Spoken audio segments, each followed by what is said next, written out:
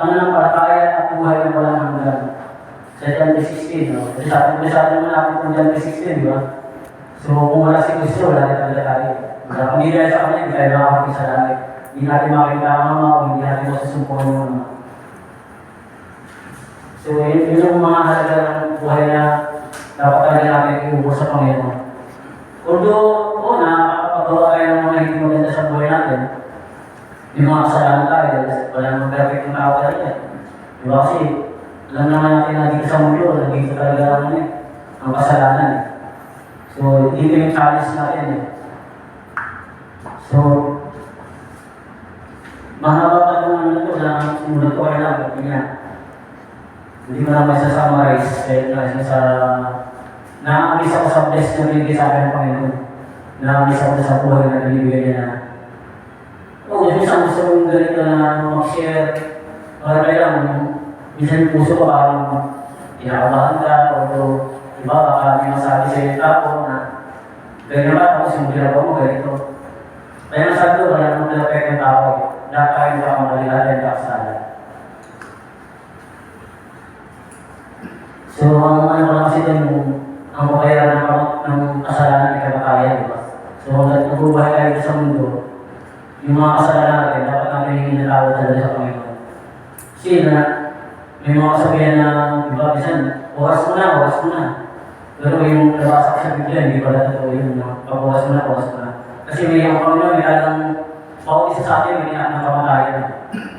Meron talagang oras na mamamatay ka. Kahit hindi mo yung oras, pwede ka naman mamatay. Kasi, sample, mag-bisyo ka, di ba? Mag-inom dyan, hindi ka mamatay agad. Diba?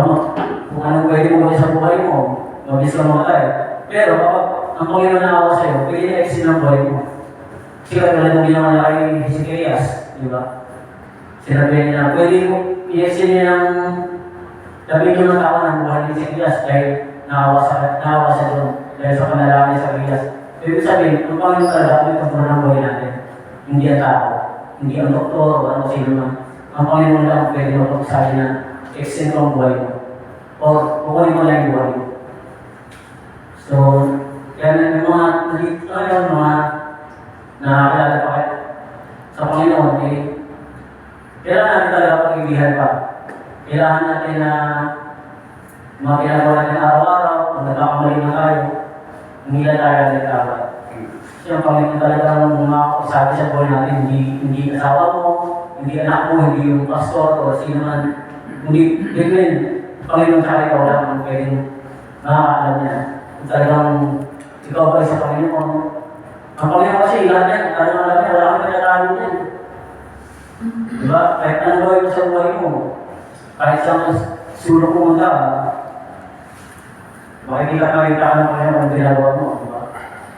Gaya nung kinain ng isda. Jonah, di ba? Gusto niya makatapos sa Panginoon, pero hindi ginawa, di ba? So, ang mahal na dito, talagang yung Panginoon, lagi tayong sumandal sa Kanya. Lagi tayong manali sa Kanya, although, pag sinabi natin, hindi naman ako pinakibigyan ng Panginoon. Hindi naman niya, inatupay yung mga pangarap ko, yung mga hihingin ko sa Kanya. Sinasabi lang natin kasi, kasi natin instant Diba kasi sa panahon niya po, instant na. Instant noodles, instant po naman na, instant na makakain. Sa Panginoon kasi talaga may oras ng may tamang timing ng Panginoon. Hindi basta kasi binibigay ng Panginoon kapag itrabahan dyan. Hindi ko pa ready sa buhay ko. So lahat ng mga wala pa tayo at ang mga hinihiling natin wala pa, wala tayo ready. Kasi kung hindi mamigay ng Panginoon yan, hindi pa para sa akin yan. Maaaring sa iba. Maaaring iba yung para sa'yo. Na hinihiling mo na hindi mo para sa'yo, pero gusto mo. Kung tayo, Panginoon na ang bahala sa atin. Kasi makapano natin natin ang bagay sa mundo, mapapahapon naman yung buhay natin. This is it. Diba? So,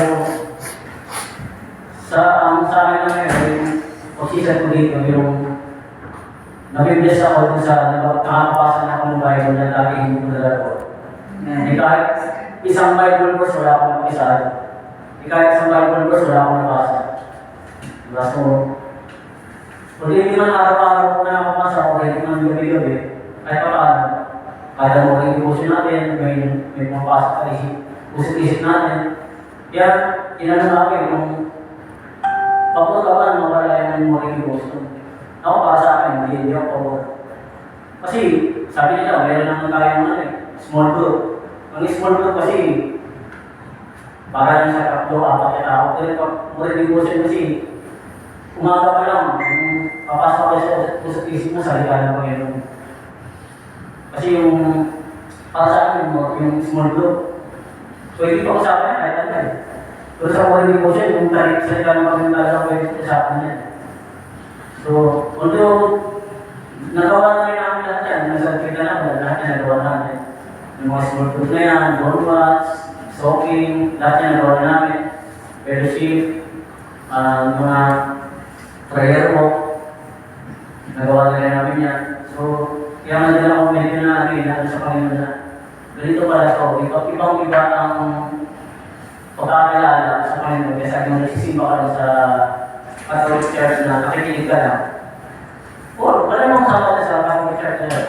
Pero siyempre, iba ba yung face-to-face kayo minsan nag-uusap, face-to-face kayo na nakikinig ka lang, nakakabasa ng salita ng Panginoon. Kaya minsan, sinasabi nila yung Catholic Church. Although, hindi naman ako kaya sa Catholic Church, wala namang problema doon kasi si Jesus pa rin naman sila sa baril. Diba? Ang sa akin lang dito is yung ginagawa natin ngayon, palakasan sa, namin ito, sa spiritual. Hindi palakasan sa lahat ng tao. Sa atin din. Kung ano naman yung mga natutunan natin, hindi na makakuha ng iba yun. Tapos, pwede ba natin i-share sa iba? Diba? So, talagang, sana na, pinag-prepare ko na lahat ng mga, pinag-prepare natin lahat dito is bigay ng Panginoon. Na minsan, nasabi ko, kung hindi man bigay ng Panginoon, may purpose, o hindi na talaga para sa akin ito.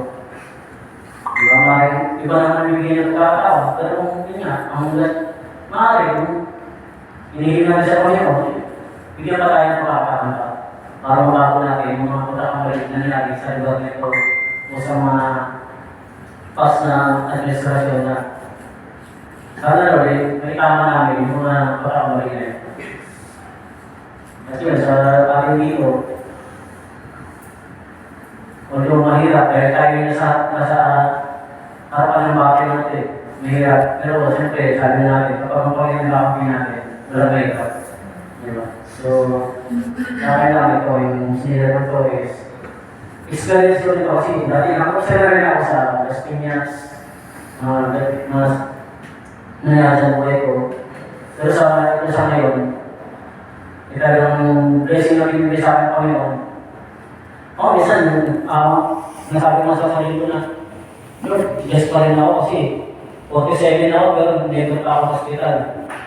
Never pa ako nagpa-check up. O yung mga ano lang, yung check-up lang sa kumpanya, pero yung mga sa hospital, napaka-bless ko na din.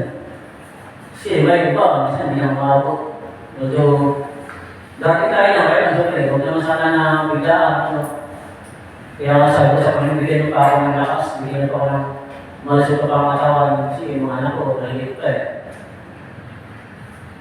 Minsan, nakakapin ako kaya yan. Kung nangyari ka, nakakalagang gabi. Diba? So, yun ang hindi natin makakakasan talaga. Yung mawala dito sa mundo. Walang makakapagsabi na whatever ang wasting dito sa mundo. Lahat tayo mawala. Lahat tayo is limisan sa mundo nito. Kahit isa ko tayo, lahat tayo mawala dito. Walang mag-isip dito na akong buhay. Basta na, dito ka na ubudin ka nila, dito ka pa rin. Walang gano'n. Lahat tayo mawala dito. So, una pa lang, nandito tayo, yung mga tayo talagang dito sa Panginoon. Yung mga tayo mabuti sa Panginoon. Although hindi man perfect, kahit paano pipilit natin na maging maganda sa Panginoon, sabi, pwede po daw mga tao. Sinasabi ko, wala tayo, hindi tayo perfecto, nakapagsalita tayo na hindi maganda sa kapwa natin. Pero yun, at the end of the day, kailan na hingin ng tao sa Panginoon yun. Yung mga nasabi natin. So, yun lang sa akin na pas na share ko ngayon is thank you sa Panginoon at nagyan niya ako ng pagkakakaunala ito na yung buhay na binigay sa akin is hindi lang basta-basta buhay. Hindi, feeling ko may purpose pa, pero hindi ko alam kung paano. Lahat yan, nilang ko sa Panginoon na kayo na kulor bahala. Kung anong purpose niya sa akin, anong purpose niya sa amin dito, nandito kami, nagkikita kami, nagsama-sama kami. So yun yung sinasabi na hindi aksidente na minsan nagsama-sama tayo. May mga purpose talaga yan. Amen. May mga ang Panginoon na mga next time, di ba? Isa na sa atin dito, hindi natin masakit. Di ba? Isa sa atin dito na maging isang salita sa buong palengke, di ba? Ayos ng kapayapaan. Wala, hindi ko sabi, walang nakakasabi ng Panginoon daw nakakasabi na kung anong magiging purpose natin sa mundo. Yet na, yun, kung ipapakita ng Panginoon, hindi mo baka yun na yun. Yun ang maging purpose natin sa lugar na yun. So, yun na sa akin,